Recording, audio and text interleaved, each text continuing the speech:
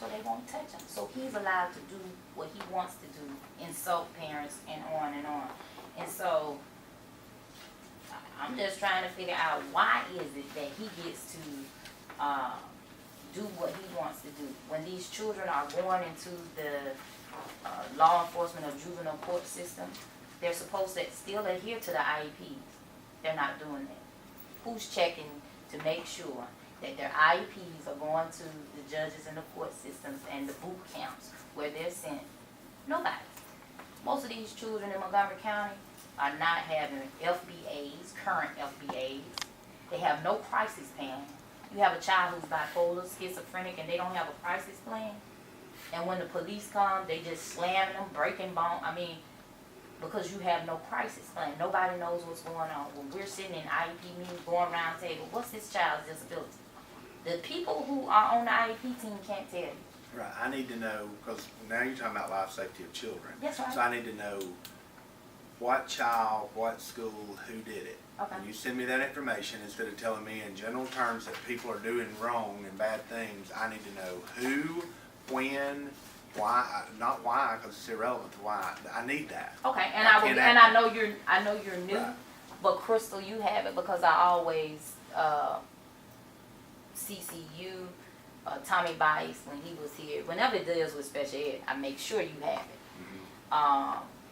That's just I just feel That's like good. you're over. We appreciate that. And you have consent decrees, federal consent decrees, and state consent decrees that are not being adhered to. Lee B. Macon, Chris D. consent decree, the Bazelon settlement agreement. I have a resolution agreement with OCR because MPS put me out after they let a white woman speak twice, and when I went back up to speak twice, they turned the lights off on me and the microphone, and I'm like, what's going on? So there are a lot of disparities racially and financially going on, and that I'm alleging in this state department, especially the special ed department. Mm-hmm. And you need to tell me, instead of just saying that to me, you need to send me notification of what it is you're talking about. Okay, I will. Because I can't look into something and that's general. Oh yeah, okay? And I don't have enough time to go on in it, but please believe I have enough documentation that lets you know what I feel is being taken place, and it just needs an audit needs to be done to make sure. Prove me wrong, I would love it. Right. I would love what I want to tell you is that I want to work with you as a parent advocate, because as a parent, you know, I would want someone to look out for my children as well. So your work in that to ensure that people, that their parents either are busy at work or don't have the capacity, the knowledge, the know-how to represent their children, and people like you that do that are to be commended for that. So know that I want to hear what you have to say. When you talk about Montgomery and we talk about somebody cutting the lights, who cut the lights out on you? Because the superintendent. Yeah, she ordered them. You remember when we were at Carver and they cut off the lights? But that has nothing to do with the race at that point. The Yes. superintendent doing it. No, they allowed the white woman to speak twice. Oh. And then when I came behind her to speak my second time, they said no. The superintendent said no? She said cut the lights. I could hear because they were on the stage. They have it, but I mean, so, it went through OCR. Right. And so but what I'm saying to you is Margaret Allen is actually No, it was Barbara Thompson at the time. And she was Caucasian or African American, I don't know. I don't think she knows what she was. But I'm saying to you, I'm just trying to wrap my hands around all of this. And Yeah, know I mean, it's inequitable to have. You as a black, you're not black. A black person can be prejudiced. Now we can't be racist because of the definition of racism. Right. But you can be prejudiced against me and allow a white person to do something and tell me I can't do something. Gotcha. And that's what it plain, I don't know how else to say it, but that's what it was. And we have an OCR agreement that Barbara Thompson signed, and they did not do anything in it. So again, who is making sure, enforcing everything on the federal level to make sure that everybody is doing what they need to do? And, you know, harassing parents, it's just beyond me, the issues that are going on. And I know we're pressed for time. I don't know if anybody else is that. I want to say this right here. I have an issue with your child nutrition program, summer feeding program. My center feeds some of these, well, we did last summer. We fed some of these special need kids. Because I have all kind of kids come to the center. And the problem I ran into is the way your child nutrition summer feeding program is administrated. We contracted the Montgomery Public School System to do our lunches. And the way that program is ran, I believe, is that it's a reimbursement program. Well, I told them from the beginning, I said, well, I really don't have the funds to do a feeding program, but I love for my kids to be fed. And I thought it was a great idea to engage in this type of program so that the kids can be fed. They waited toward the end of the program. I had my paperwork to really check on me. Actually, I had to call them. I said, listen, we went through the training and all that, got the certificate and all that to be a sponsor.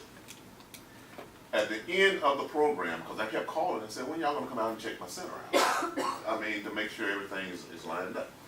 They waited to the end of the program, then they tried to say, well, it's too late now.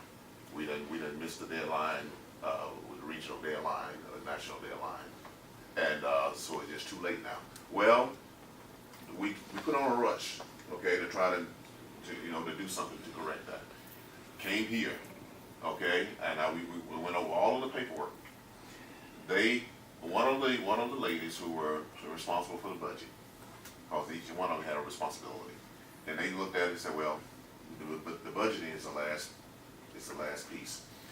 Well, they said, well, what we've seen, all I know is that you qualified, you're sponsored. Within about 5 minutes, while I'm here, I was called into the office. Miss Griffin, Alfreda, I think it's Alfreda, Griffin, requested me to produce another bank statement. I said, well, why should I have to produce another bank statement? If the bank statement that I produced, the first one, was adequate, and all my paperwork was in line, why should I have to produce another bank statement? Well, I said, well, I've just changed over from one bank account to deal. I wanted to deal with this new bank account, but the new bank account was not really up to par. Okay, so she said, well, you don't qualify. It's at the end of the program. I owe the school over $16,000.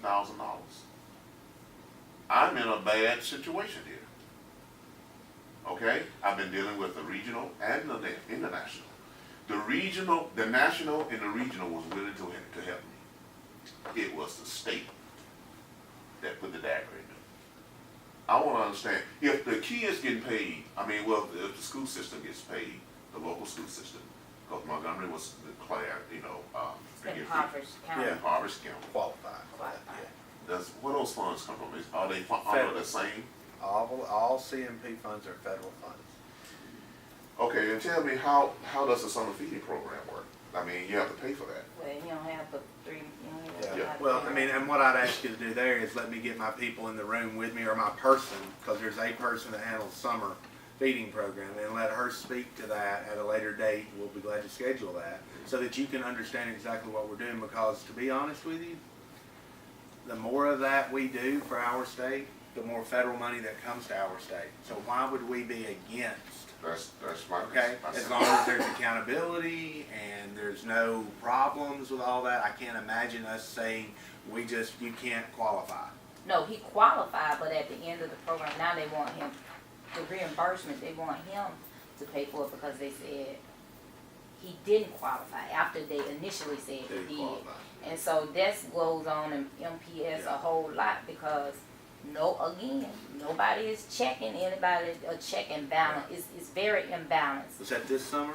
No. That's something different. That's something. What? Just get with me on And that. that's the old school system. I got you. The old. Okay. Got you.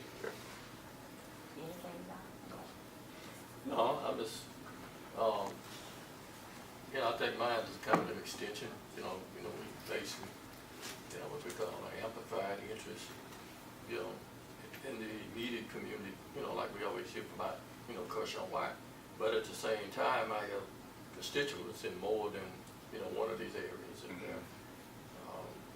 it's the type thing that, you know, we all are concerned about, at least that it's a fair process.